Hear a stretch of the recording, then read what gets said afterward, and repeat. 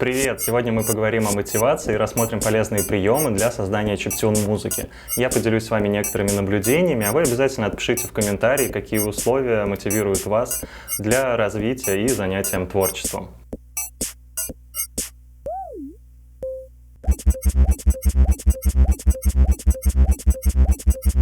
Первое, что нам поможет, это стараться практически каждый день создавать новые инструменты или эффекты. Хорошая привычка в любой сфере деятельности — это практика. Занимайтесь чем-либо по чуть-чуть каждый день, и вы обязательно станете настоящим специалистом в своем деле. Здесь главное определить для себя подходящий темп, впилить его в расписание и обязательно заниматься. Это может быть каждый день вечером или утром, или несколько раз в неделю, вместо бесконечного скролла ленты и игры в реальную социальную жизнь. Так можно легко наработать необходимые человека часы, которые дадут вам комфорт работы и возможности для развития вашего дальнейшего творчества. Для успешной реализации вашей идеи необходимо овладеть техникой. Иногда даже простой инструмент или новый интересный эффект могут сподвигнуть вас на создание целой композиции. Я уже более 10 лет удивляюсь возможностями LSDJ и каждый раз нахожу для себя там что-то новое. Поскольку программа поддерживается и постоянно обновляется, не только в плане интерфейса, а также в звуковых возможностях, то вы каждый раз будете находить для себя все более новые и интересные музыкальные технические приемы. Поэтому чем больше вы занимаетесь, тем больше интереса к этому у вас появляется. Находите для себя новую пищу для размышлений. Смотрите различные кинофильмы, слушайте различных исполнителей, никому не интересных и самых популярных. Ищите в их творчестве какие-то новые идеи. Самое главное — вдохновляйтесь. Нам необходимо расширять кругозор, интерпретировать свои ощущения в музыкальную форму. Ловите в себе желание и представление сделать круче, лучше, ярче и четко делайте именно то, что вы хотите. Отличным предлогом для создания чего-то нового может стать грядущий концерт. Всегда приятно и интересно выступать со свежей музыкальной программой, посмотреть на реакцию публики и как люди воспримут новые композиции. Это работает в две стороны.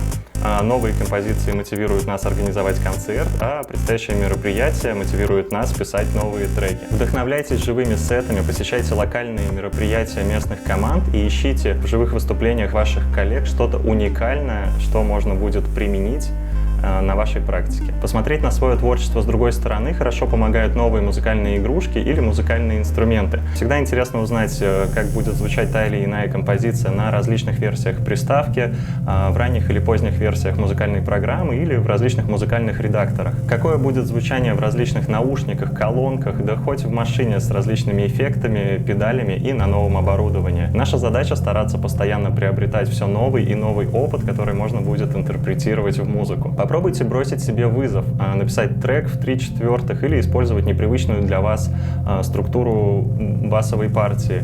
Попробуйте использовать кик только на нойз-канале или на пульсе, использовать WAV-канал только для сэмплов, или, может быть, сделать аранжировку живыми музыкальными инструментами, или писать свой трек с расчетом на синхронизацию с компьютером и вокальной партией. Чем сложнее будет задача, тем интереснее будет найти способ ее решения. Вы обязательно столкнетесь с трудностями, вам придется находить новые приемы для реализации задуманного. Возможно, с первого раза у вас не получится, но вы приобретете необходимый опыт и в следующий раз уже с большим пониманием дела и общей картиной, с новым азартом подойдете к решению поставленной перед вами задачи. Новый опыт можно получить, участвуя в коллаборациях с другими исполнителями, музыкантами или, например, художниками. Вдохновение под влиянием чужой творческой идеи, ограниченные условия и временные рамки могут стать хорошим мотиватором для развития и занятия творчеством. Продумайте общую концепцию будущей работы, тематические музыкальные приемы, концептуальный арт, возможность релиза на цифровых площадках или на физических носителях, на флешках,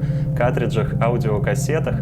Широкая сторона музыкальной индустрии может подтолкнуть вас к развитию и написанию, сочинению новых релизов, полноформатных альбомов, синглов или, может быть, участие в сборниках на различных лейблах. Мы разные и занимаемся творчеством по-разному. Кто-то не упускает приставку из рук и каждый день тыкает кнопки, пытаясь добиться определенного звучания, а кто-то за 2 года не может выпустить сингл. Лично у меня это скорее реакция на происходящее, нежели первоначальный импульс или идея. Но тут главное понять, что если вы музыкант, то будьте добры, занимайтесь музыкой.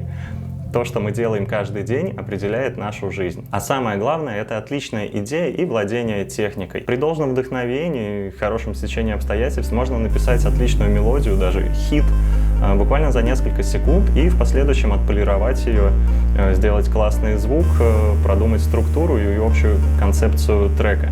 Занимайтесь, занимайтесь и еще раз занимайтесь. На этом пока остановимся. Обязательно пишите в комментарии, какие условия для творчества помогают вам заниматься и развиваться, что мотивирует конкретно вас на создание новых композиций. Пишите, слушайте хорошую музыку. Пока-пока!